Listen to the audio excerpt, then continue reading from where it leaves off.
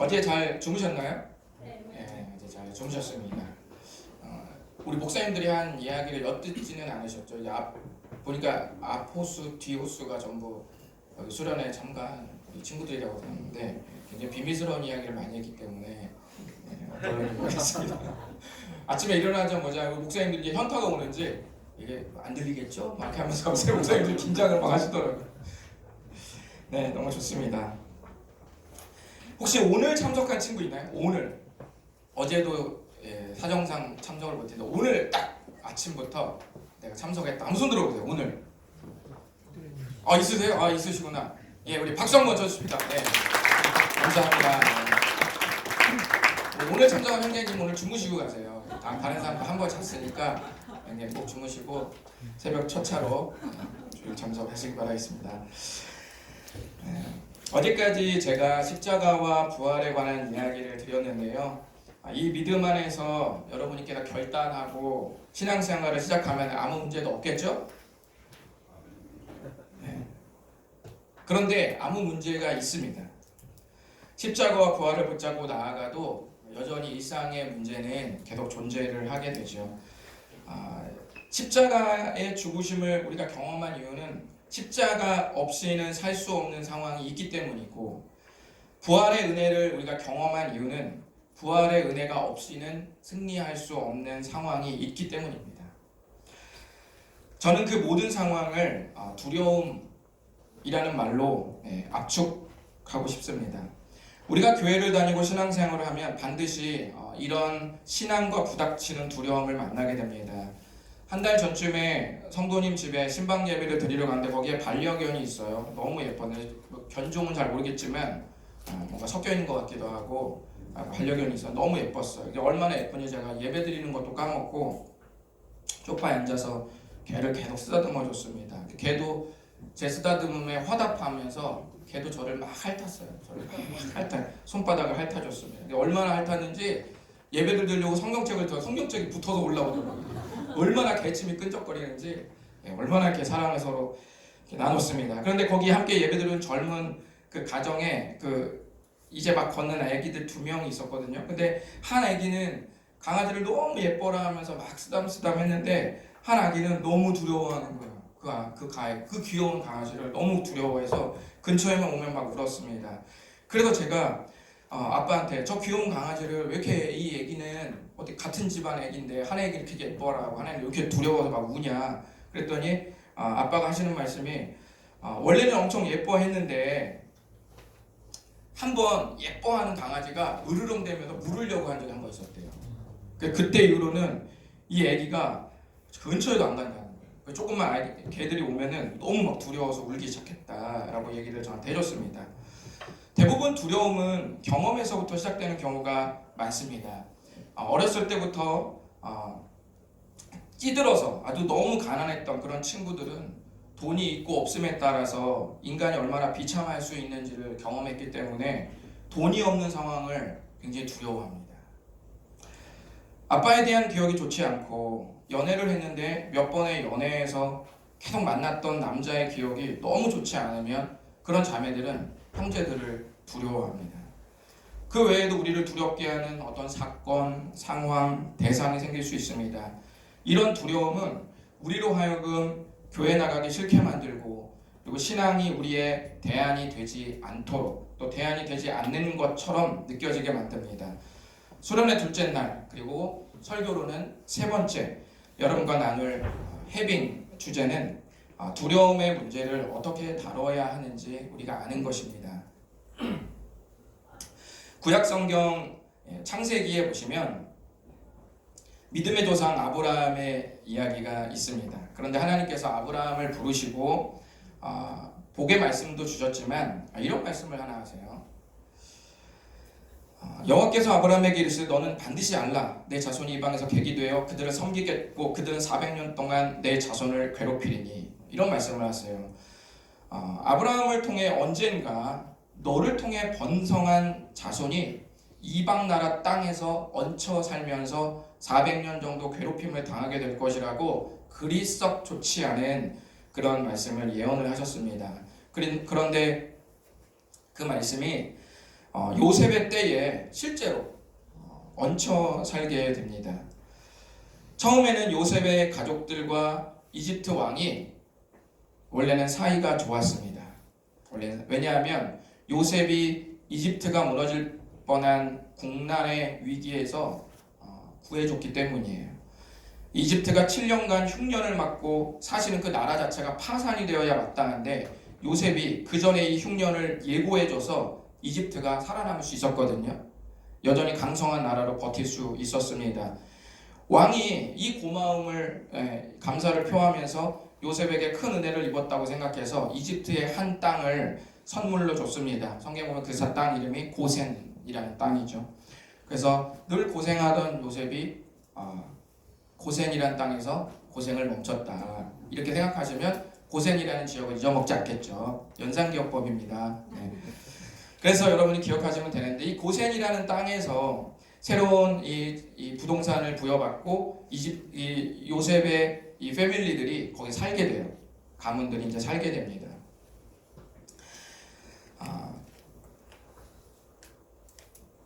그런데 말씀을 보시면 그때부터 하나님께서 이 요셉의 식구들 가문에게 복을 주기 시작하는데 엄청나게 자손이 번성하는 거예요. 그래서 굉장히 그 고센 땅 전 지역을 막 차지를 하게 됩니다. 이집트에 정착한 지 약 400년이 지나니까 약 몇십 명이 간 정도의 이 패밀리 가문의 숫자가 어느 정도 되냐면 수백만에 이르는 이제는 민족이 됩니다. 한 가문의 숫자가 민족으로까지 번성이 됩니다. 그런데 문제는 그때부터 시작됐습니다. 우리 한번 읽어보실까요? 시작. 요셉을 알지 못하는 새 왕이 일어나 애국을 다스리더니 그가 그 백성에게 이르되 이 백성 이스라엘 자손이 우리보다 많고 강하도다. 이전의 이집트 왕들은 요셉이 이집트를 위해 얼마나 좋은 일을 했는지 알고 있었기 때문에 늘 좋은 마음으로 기억되었어요. 늘 호감도가 늘 좋았습니다. 그런데 8절을 보니까 수백 년이 흘러 이제는 요셉을 전혀 알지 못하는 새 왕조가 일어나기 시작했어요. 이 왕들이 마음속에 드는 생각이 뭐냐면 성경에 있는 것처럼 9절의 말씀처럼 이스라엘 백성이 우리보다 너무 많은데 이 숫자대로 불어나는 게 조금 그런데? 라고 슬슬 불편한 그 정서를 느끼기 시작했습니다. 그러면서 무슨 생각을 하게 되냐면 꼬리에 꼬리를 물고 10절에 보시면은 혹시 말이야 얘네들이 혹시라도 전쟁을 우리가 하게 됐을 때 이스라엘이 갑자기 적군에게 붙어먹기라도 한다면 이거 뭐 영락없이 우리에게 엄청난 위기가 오겠다. 우리가 잘못하면 전쟁에서 패배해서 오히려 역전될 수도 있겠다. 이스라엘이 우리를 잡아먹을 수도 있겠다. 라는 생각을 하게 됩니다. 이집트 왕이 수가 불어난 이스라엘 민족을 보니 두려운 마음을 느끼기 시작했습니다. 이 두려움은 어떻게 흘렀냐면 이상한 망상으로 흘렀고 있지도 않은 생각들을 막 하게 되는 거죠. 이후부터 마치 그렇게 될 것이 분명한 것인 양 이상한 짓을 하기 시작했습니다. 우리가 신앙생활 할 때도 알 수 없는 두려움들이 우리에게 있을 수 있습니다. 한국청소년상담복지개발원에서 조사한 설문을 제가 좀 보니까 2022년도 코로나 이후에 청소년들에게 생긴 감정 중에 3년 사이에 가장 급상승한 감정과 정서가 뭔지 아세요? 그게 두려움이었습니다. 두려움은 언제나 그럴 수도 있는 것을 그럴 거라고 단정하게 만듭니다. 이집트 왕처럼 말입니다. 이때부터 1장 12절 보시면 이집트 왕은 이스라엘 민족을 힘으로 이제 찍어 누르기 시작합니다. 애지당초 그런 마음을 갖지 못하도록 배신의 마음을 갖지 못하도록 아예 힘으로 찍어 누르기 시작해요.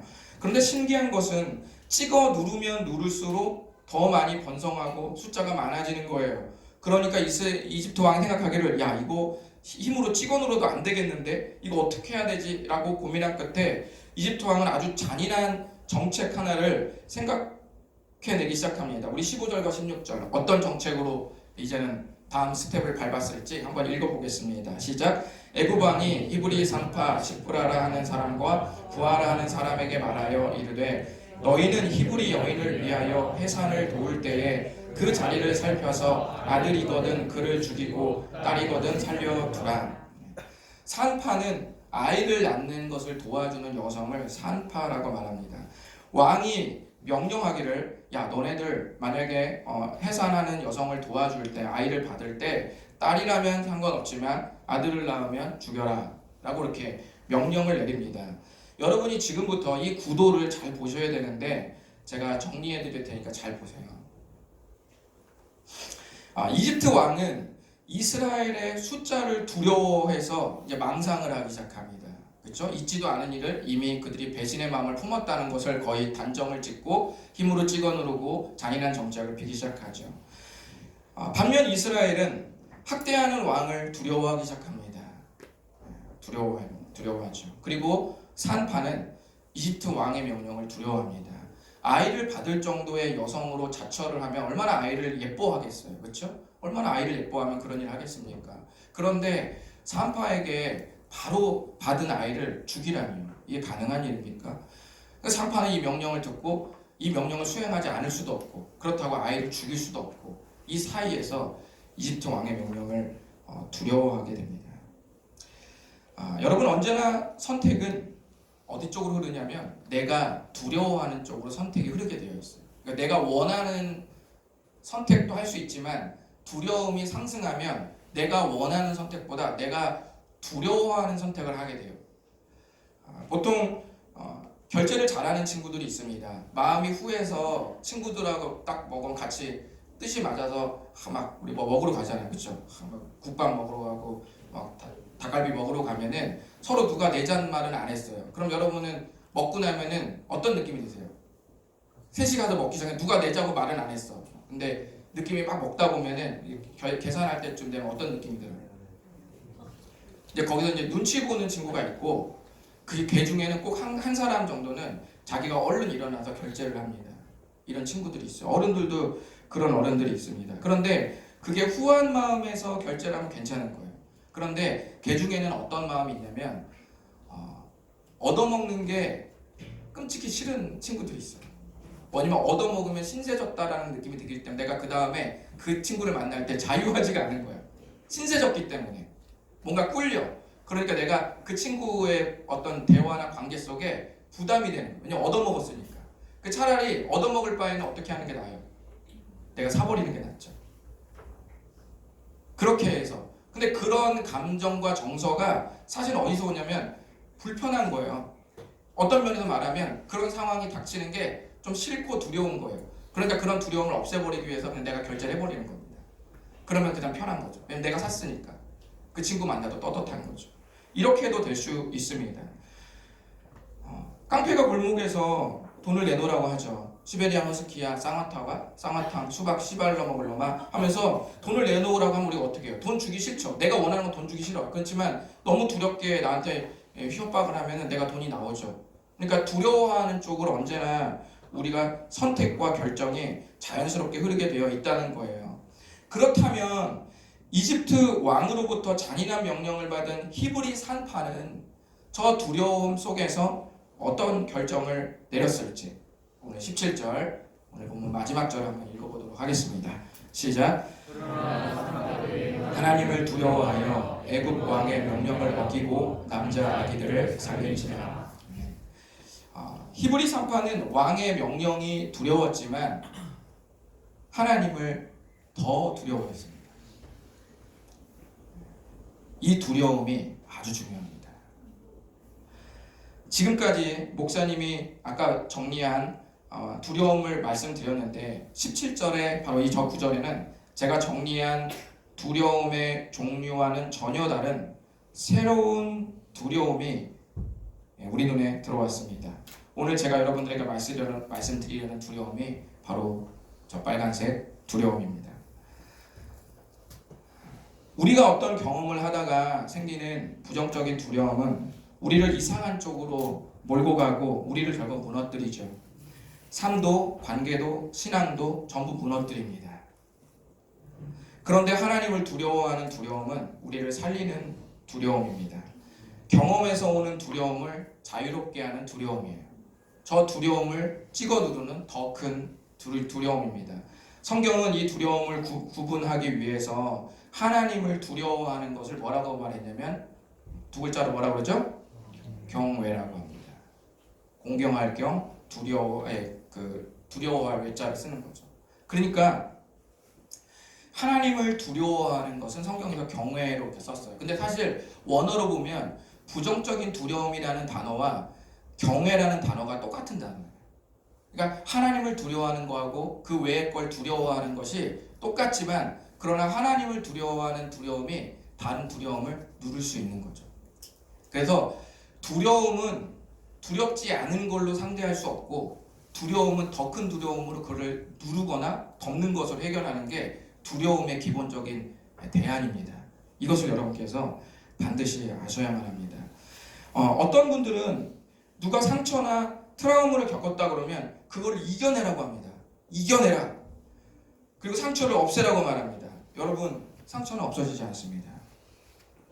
절대로 없어지지 않아요. 만약에 상처를 누군가 없애라고 말하는 사람은 그분은 진짜 큰 상처를 한 번도 겪어보지 않은 분이에요. 상처는 절대로 인생에서 내가 눈을 감는 그 순간까지 내가 겪은, 여러분이 만약에 큰 상처가 있다면, 작은 거 말고 큰 상처가 있다면 그 상처는 절대로 기억 속에서 없어지지 않습니다.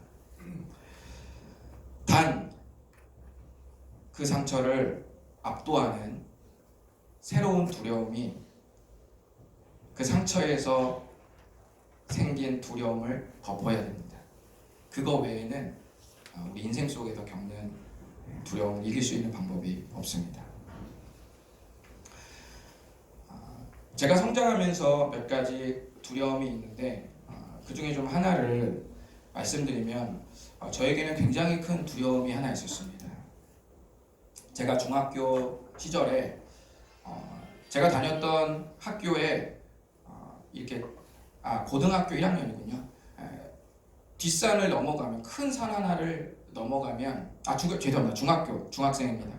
큰 산을 넘어가면 그 바로 앞에 뭐가 있었냐면 놀이동산이 있었어요. 지금은 없어졌습니다. 근데 옛날에는 저 때는 아주 작은 놀이동산이 동네에 몇 개씩 있어요. 두리랜드 같은 거 있죠. 그런 것들이 지역에 몇 있었거든요. 근데 저도 제가 다니는 중학교에 산 하나를 넘으면 그런 놀이동산이 작은 게 있었는데 중학교 때 거기를 친구들과 놀러 가기로 했어요. 그런데 보통은 버스를 타고 찻길로 가는데 저는 그 산 친구와 함께 우리 산을 넘어가자. 산을 넘어가면 굉장히 빨리 가거든요. 그래서 조금 외져요. 좀 무서운 건 있죠. 빨리 가자라고 해서 산을 넘어가기 시작했습니다. 그런데 거기서 저와 제 친구가 괴한을 만난 거예요. 그래서 그 사람이 이제 칼을 들이대면서 산 깊숙한 곳에 저와 저 친구를 끌고 들어갔습니다. 그래서 이제 어떤 분위기를 압도하기 위해서 먼저 칼로 저와 제 친구의 손등을 딱 긋고, 그러니까 좀 약간 분위기로 압도를 하는 거죠. 함부로 얘가 반항하지 못하도록 확 긋고, 그리고 점점 산으로 끌고 갔습니다. 그러니까 그때 느낀 제 정서는 내가 과연 들어갔다가 살아나올 수 있을까? 이런 생각이 그 중학생 시절에도 문득 막 이렇게 위협을 받으며 들어가면 그런 생각을 하게 됐어요. 제 친구는 이미 걷는 게 아니에요. 막 다리가 마치 처음 무대에 쓴 친구처럼 막 떨려. 온몸이 막 엄청 두려움과 공포 속에서 온몸이 막 사시나무 떨듯이 그냥 떨면서 막 쫓아 들어갔어요. 그래서 막 아저씨 막 이런 두려움에 들어갔죠. 거기서 있었던 그런 많은 일들은 수위가 너무 세서 제가 말씀을 좀 드릴 수가 없습니다. 그래서 그러고 나서 간신히 이제 살게 됐어요. 살아서 나왔는데 그때부터 이제 길가를 다니면은 그런 아저씨의 어렴풋한 그 잔상들이 있을 거 아니에요. 그 잔상을 딱 볼 때 그게 딱 생각이 나는 거예요. 그리고 길을 아무 생각 없이 가다가도 이상하게 웬만한 아저씨는 다 그 잔상과 다 어울려요. 맞아떨어져. 그러니까 어른만 보면은 그 생각이 순간적으로 확 압도할 때 그때의 정서와 감정으로 훅 빨려 들어가는 거예요. 그러면서 갑자기 막 두려움이 막 몰려오기 시작했습니다. 그런 두려움을 한동안 계속 갖고 있었죠. 그러니까 첫째 날 참여하신 분은 아시겠지만 제가 모범생의 방어 기제가 있지 않았겠습니까? 그러니까 늘 그렇게 생활을 했지만 그러나 한편에서 그 시절 이후부터는 그런 어른들을 볼 때마다 마음속에 굉장히 그 극강의 공포와 두려움들이 계속 저 마음을 사로잡았어요. 근데 그것은 신앙생활을 하긴 고등학교 2학년 시절에 신앙생활 시작한 이후에도 여전히 그 잔상은 계속 남고 그 두려움은 있었습니다. 제가 아까 말씀드렸죠. 상처는 없어지지 않는다. 두려움은 없어지는 게 아니에요. 상처는 그보다 더 큰 두려움으로 덮는 것 외에는 상처는 없어지지 않습니다. 인간의 기억이 그렇게 큰 상처나 어떤 두려움은 결코 잊혀지지 않기 때문에 저도 잊혀지지 않더라고요. 지금도 전혀 잊혀지지 않습니다. 마치 그 중학생이면 벌써 지금하고 나이 몇십 년이나 뒤잖아요. 그렇죠? 그러니까 그때 생각하면 너무 수십 년 전인데도 다른 기억은 다 없지만 그때 기억은 너무 선명하게 남아요. 마치 어제 일처럼 기억에 남아있습니다. 그러면 이 두려움을 과연 어떻게 극복하고 이겨낼 수 있었을까? 그것이 바로 복음이었어요. 그게 복음이었습니다. 제가 예수님을 믿고 난 뒤에 예수님의 십자가와 부활하심이 저에게 준 하나의 큰 두려움이 되었어요. 그런데 그건 좋은 두려움이죠. 경외라고 했잖아요. 하나님을 두려워하는 경외.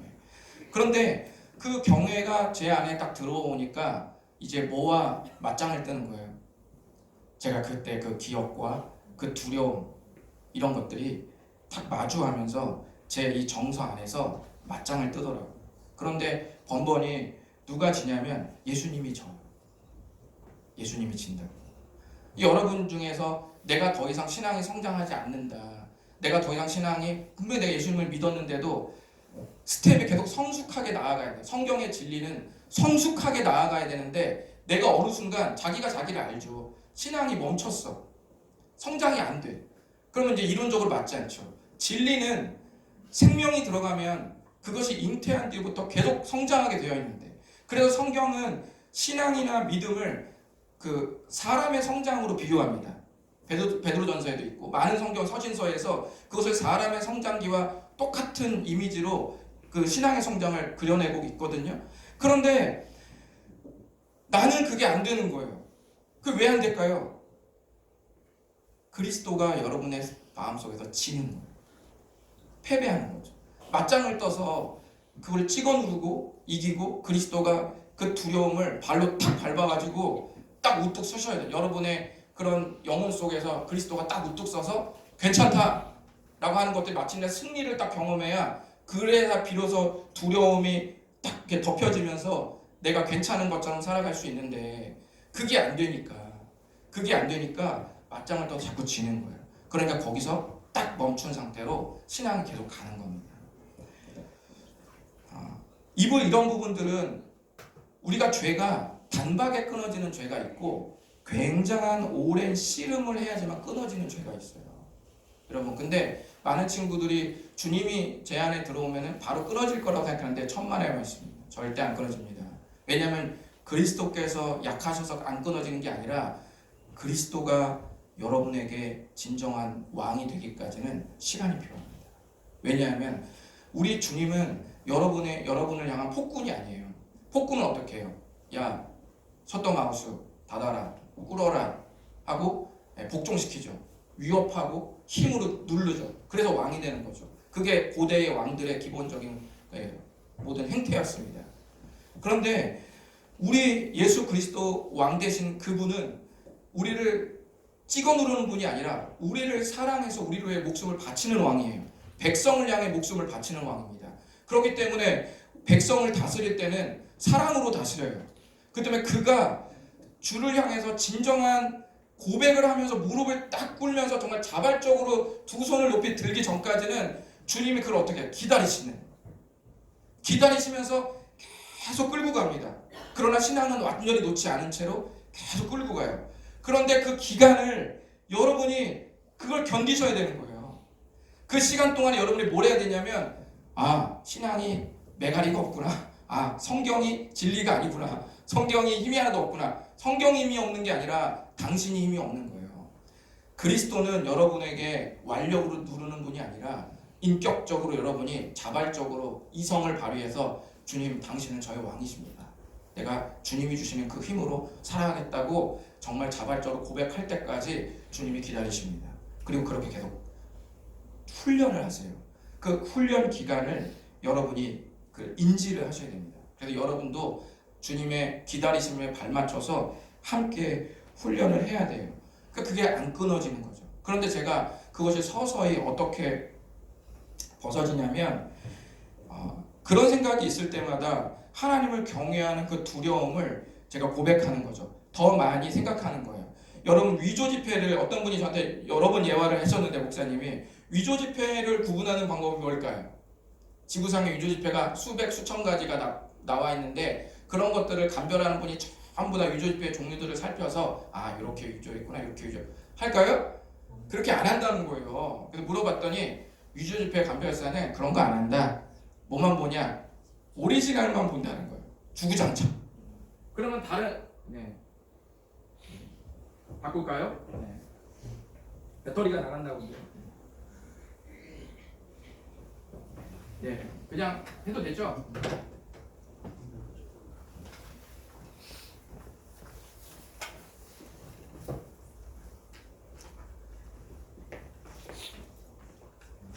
은색으로.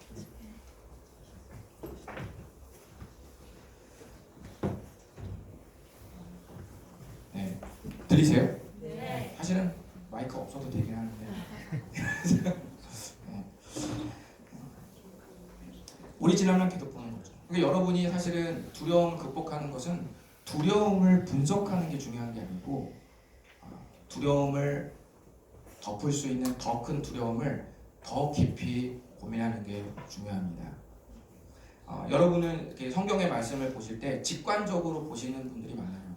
그냥 큐티할 때 성경을 쭉 읽고 직관적으로 딱 나오는 단어, 예를 들면 이 길이라 세상을 내가 이겼다 이렇게 딱 한마디 순간적으로 직관적으로 딱 그것도 물론 묵상의 은혜지만 그렇게 해서 도드라지는 은혜도 있고 깊이 묵상하면서 앞뒤 문맥을 살피면서 봤을 때 도드라지는 은혜가 또 있습니다.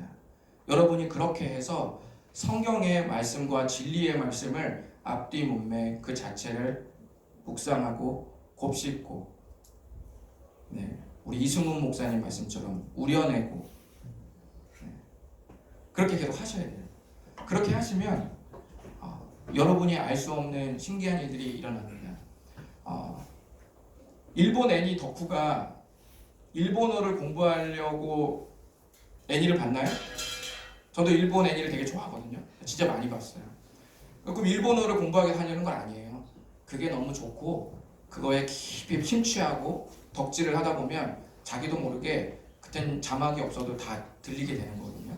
그렇게 되는 거예요. 여러분 진리는 직관적으로 나에게 다가오는 은혜도 있지만 여러분이 성경을 덕질을 하면 무슨 일이 생기냐면 성경에 있는 진리가 잠깐 딱 봐도 꿈틀꿈틀됩니다.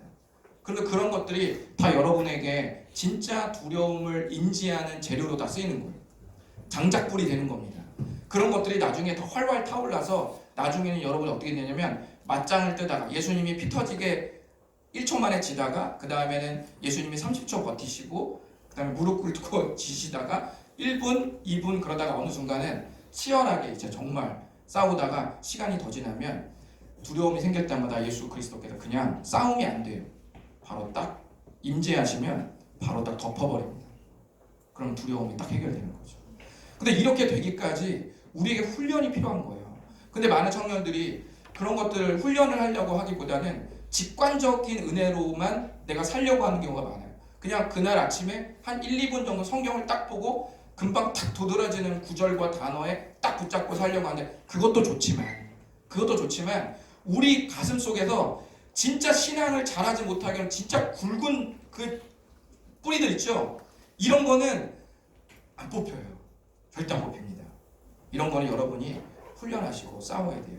사람마다 두려움이 많이 달라요. 저처럼 이런 큰 상처를 가진 두려움도 있을 수 있지만 아무런 이런 사고나 아픔을 겪지 않아도 여러분이 개인적인 정서나 성향에 따라서 생긴 두려움도 있습니다.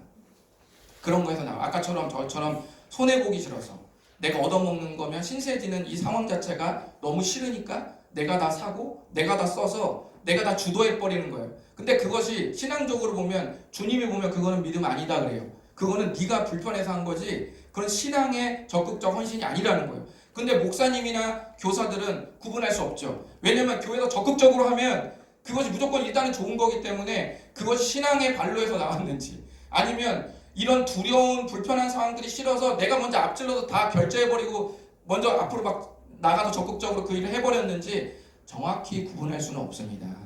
목사님하고 깊이 독대해서 그런 걸 나누기 전까지는 목사님도 잘 캐치할 수 없어요. 근데 자기 안에만 자기만 알 수 있는 게 있습니다. 우리 중학교, 고등학교, 대학생, 직장인 모두 다 여러분 다른 사람에게 말하지 않았지만 자기 안에 신앙에서 출발하지 않는 적극성이나 그런 행동들이 다 있습니다. 그게 뭐냐면 그게 여러분의 신앙을 정지시키는 겁니다. 그거를 잡아내야 됩니다. 어떤 분이 이렇게 생각할 수 있어요. 목사님, 일반 상담을 통해서 그리고 일반적인 방법을 통해서도 신앙이 아니라 일반적인 의학적인 정신적인 의학을 도움을 받아서도 고칠 수 있지 않습니까? 고칠 수 있습니다. 그런데 다른 점이 하나 있어요. 그게 뭐냐면 예를 들면 어떤 사람이 관계에 대해서 상담을 받아서 관계를 치유하잖아요. 그런데 그 사람이 돈에 대한 부분은 어떨까요? 그거는 또 다른 사안인 거예요. 또 다른 치유 분야인 거예요. 이해하시죠? 그러니까 의학적인 방법은 내가 당했던 그 사안에 대해서 치유를 받을 수 있고, 다른 사안에 대한 두려움이 또 생기면 그건 별도로 또 해결해야 되는 분야가 돼요. 근데 인생을 살면 두려움의 분야가 하나가 아니라 수십 수백 가지입니다. 엄청 많이 생겨요. 그렇기 때문에 결론은 평생 동안 다 치유하기가 쉽지 않다는 거예요. 그런데 우리가 지금 제가 말한 말씀 안에서 이 두려움을 해결하려는 훈련은 두려움의 근원과 본질을 건드리는 훈련입니다. 그렇기 때문에 모든 두려움은 대체로 어디서 머무냐면 죄의 영역에서 머물러요. 그렇기 때문에 근본적으로 두려움의 근원과 그런 본질을 두드리는 이러한 훈련을 잘 해내시면서 영적으로 성숙하시면 사실은 그게 관계든 물질이든 아니면 자기 기질이든 성향에서 나온 모든 신앙을 방해하는 두려움들은 사실은 자연스럽게 조금씩 후순위로 밀리고 언제나 그 탑에 누가 계시냐면 그리스도가 계세요. 그렇기 때문에 정복이 되는 겁니다. 내가 정복하려서 되는 게 아니라 정복이 되는 거예요. 베드로전서 4장 8절의 말씀처럼 사랑이 허다한 죄를 덮는 겁니다. 덮는 거예요. 그래서 신앙의 컨디션이 좋지 않으면 어때요? 덮은 게 흐물흐물해지면 이따금씩 이게 올라오죠. 올라와요. 그래서 우리의 싸움은 평생 싸움이 되는 거예요. 근데 그거는 내가 구원을 받고 안 받고의 싸움이 아니라 내가 정말 그리스도인으로서 영향력을 끼치고 정말 성숙하기 위한 그 주님과의 관계와의 싸움인 것이지 구원을 받고 안 받고의 싸움은 아닙니다. 아셨죠? 오해하지 마세요. 그래도 평생 동안 내가 그것과 싸워야 되는 거예요. 많이 성숙하신 분들이 대부분 목회를 하죠. 근데 목회를 하면 뭐가 생기죠? 영적 싸움이 또 생기죠. 목사님들도 그래도 영적 싸움을 또 하시는 겁니다. 평생 싸우는 거죠. 그러므로 복음에서 흘러나온 사랑은 도저히 해결할 수 없을 것만 같은 두려움을 완전히 덮어버립니다. 그러므로 복음을 가지고 두려움을 해결하려는 훈련은 두려워하는 한 가지 종류를 이기기 위한 훈련이 아니라 지구상에 존재하는 모든 두려움의 근원과 본질로부터 자유롭게 되기 위한 훈련입니다. 여러분이 여기에 돌입하셨으면 좋겠습니다. 오늘 저는 여러분에게 두려움의 극복 방법을 좀 여러분이 해빙하시고 평생 나아가기를 부탁합니다.